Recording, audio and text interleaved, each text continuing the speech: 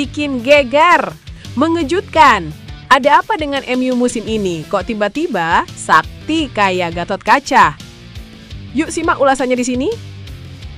Manchester United sudah menang terus di 3 laga beruntun di Premier League. Orang pun mulai bertanya-tanya, ini efek kebijakan fiskal atau efek Ruben Amorim yang diam-diam mengubah pakem taktiknya?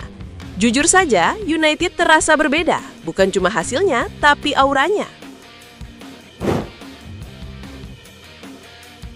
Beberapa waktu lalu, tim ini seakan kehilangan arah. Menang, kalah, lalu dihajar meme. Tapi sekarang semuanya terlihat rapi dan lebih terencana. Dari belakang sampai depan ada semangat baru yang terasa. Old Trafford seperti punya denyut yang hidup lagi. Mungkin ini belum sampai puncak. Ibarat mendaki Semeru, MU masih berada di pos 4, melihat keindahan Ranu Kumbolo. Tapi yang jelas, MU sedang menuju ke arah yang benar. Inikah yang orang bilang terlambat melihat dinosaurus, terlalu cepat melihat mobil terbang, tapi waktu yang tepat melihat kebangkitan King MU. 3 kemenangan itu tidak datang dari jadwal enteng. Sunderland mungkin hanyalah tim promosi, tapi mereka punya energi tinggi dan semangat yang nekat. Kemarin anak asuh Regis Lebris bahkan mengalahkan Chelsea dengan cara remontada di Stamford Bridge pula. Ini membuktikan Sunderland bukan lawan mudah. Namun itu bagi Chelsea. Buat Manchester United, Sunderland tetap sepele. 2 gol diceploskan pasukan Ruben Amorim ke gawang Robin Olsen. Saking entengnya, Benjamin Sesko yang sudah disebut pemain ampas, pembelian tak berguna, investasi bodong, dan seterusnya bisa mencetak gol. Ini membuktikan bahwa Sunderland mudah dikalahkan. Hanya saja Chelsea malas menonton extended highlight pertandingan MU melawan Sunderland. Jadi mereka tidak belajar apapun. Nah, ujian sesungguhnya setan merah baru saja datang di pekan berikutnya. Mereka akan bertamu ke Anfield, markasnya musuh bebuyutan. Selama kurang lebih 9 tahun, Anfield bagaikan neraka bagi Manchester United. MU sering pulang dengan kepala tertunduk dari sini. Tapi hari itu, Dewi Fortuna yang mungkin 2 hari sebelumnya dikencani Harry Maguire memihak setan merah. MU menang 2-1 atas The Reds dan gol kemenangan dicetak siapa lagi kalau bukan Al-Mukarram Harry Maguire.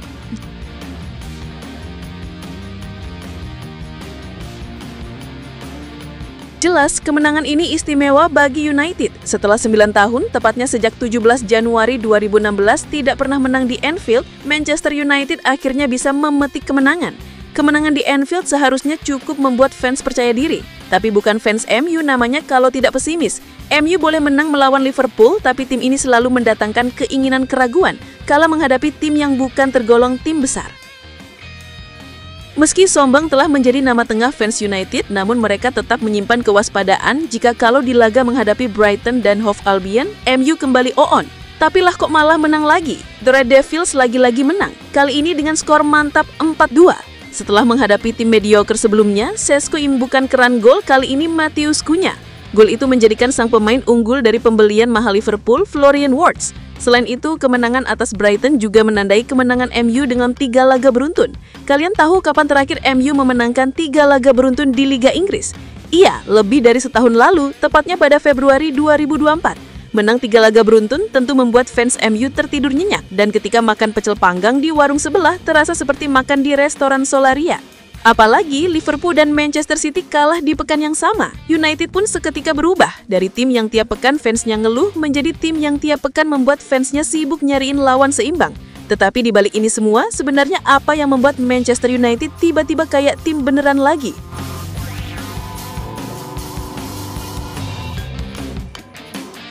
Perubahan biasanya dimulai dari hal yang paling sederhana. Dan dalam kasus Manchester United, perubahan itu diawali dari sektor paling belakang, yakni penjaga gawang. Kepergian Andre Onana dan kedatangan Seny Lemans ternyata memberi efek yang signifikan. Lemans yang digadang-gadang sebagai penerus Thibaut Courtois di timnas Belgia memberi ketenangan di lini belakang. Ia boleh dibilang menjadi salah satu aktor kunci di balik penampilan apik United belakangan ini. Betapa tidak, sejak gawang MU dijaga Lemans, kekalahan seperti corona yang tak lagi datang. 3 laga bersama Lemans di Liga Inggris, 3 laga pula memetik kemenangan. Penampilan Lemans selalu apik di bawah Mister. Menghadapi Liverpool misalnya, ia melakukan 5 penyelamatan. Di laga melawan Brighton, Lemans mengemas 3 penyelamatan. Lebih sedikit karena Brighton gak mampu ngeker gawang United. Di laga tersebut, pasukan Fabian Hurzeler hanya melepas 5 tembakan ke gawang setan merah.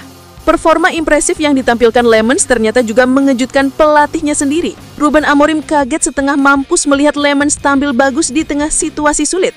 Wajar saja, kan sebelum Lemans yang dipasang bukan kiper, melainkan Jarom Pentul.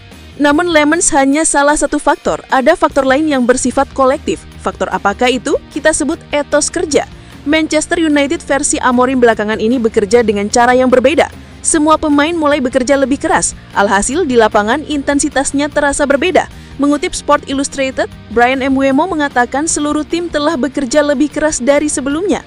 Kata Mbeumo, selain berlatih lebih keras, apa yang dipraktikkan saat latihan diulangi di pertandingan. Tidak hanya etos kerja, pemain keturunan Kamerun Prancis itu juga menekankan bahwa tim sudah berusaha bermain lebih kompak. Menurut Mbeumo, kekompakan tim inilah kuncinya. Kami berusaha untuk tetap berpegang pada rencana dan bermain sebaik mungkin, kata Bryan Mbeumo. Bisa dilihat hasilnya, Matheus Cunha yang sempat dikritik karena performanya angin-anginan, kini benar-benar menikmati tekanan. Golnya ke gawang Brighton bukan soal penyelesaian akhir, tapi buah dari kerja kolektif tim yang menekan, merebut, dan menyerang dengan cepat.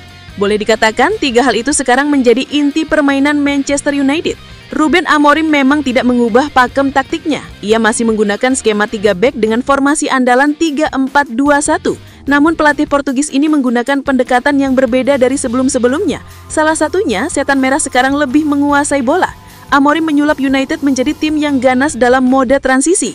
United punya kalkulasi bagus soal kapan harus menyerang, kapan harus menekan, kapan harus menunggu, dan kapan harus melakukan direct. Amorim mengubah sepak bola United ke sepak bola transisional, alih-alih penguasaan bola. Metodenya, para pemain akan melakukan high press di jantung pertahanan lawan. Ini berfungsi menutup dengan cepat arus bola ke gelandang, sehingga entah back maupun kiper lawan akan memilih melakukan umpan lambung ke depan.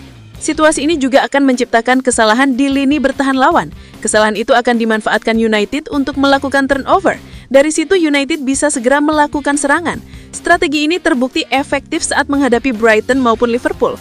Amorim boleh dikatakan telah membuang strategi build up dari bawah yang selama ini tidak jalan, memodifikasi ke long ball dan mengejar second ball seperti anjing gelak. Kalian tahu, permainan itu mengingatkan kita pada era MU Sir Alex. MU kala itu memang dibentuk sebagai tim transisional, bukan penguasaan bola. Ciri khasnya tempo cepat, transisi, dan efisiensi. Sebab, kata Sir Alex dalam bukunya Leading, kami tidak ingin memegang bola untuk gaya. Kami ingin memukul mereka secepat mungkin. Penampilan Ruben Amorim untuk mengembalikan kejayaan MU mulai terlihat. Tanda-tandanya ada. Pertama, gaya utama yang transisional dikembalikan. Kedua, Amorim telah menyamai rekor Sir Alex di mana ia memenangkan pertandingan ke-50-nya selama menukangi setan merah. Dan yang terakhir, ini tidak ada kaitannya sama Sir Alex tapi tetap pertanda baik. Amorim menjadi manajer ketiga setelah Manuel Pellegrini dan Antonio Conte yang menang atas juara bertahan dalam 2 laga tandang beruntun. Musim lalu mengalahkan City, juara bertahan musim 2023-2024. Musim ini giliran Liverpool yang tewas di tangan Amorim. Minggu ini dan minggu-minggu berikutnya PLN harus siap rugi besar. Kenapa? Karena Raja MU menyala tanpa token.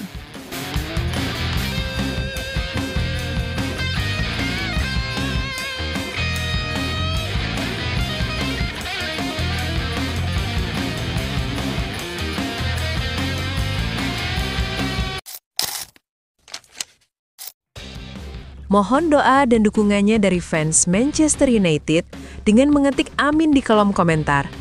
Mudah-mudahan dengan banyaknya doa dari kalian semua, Manchester United lebih baik dari hari ke harinya.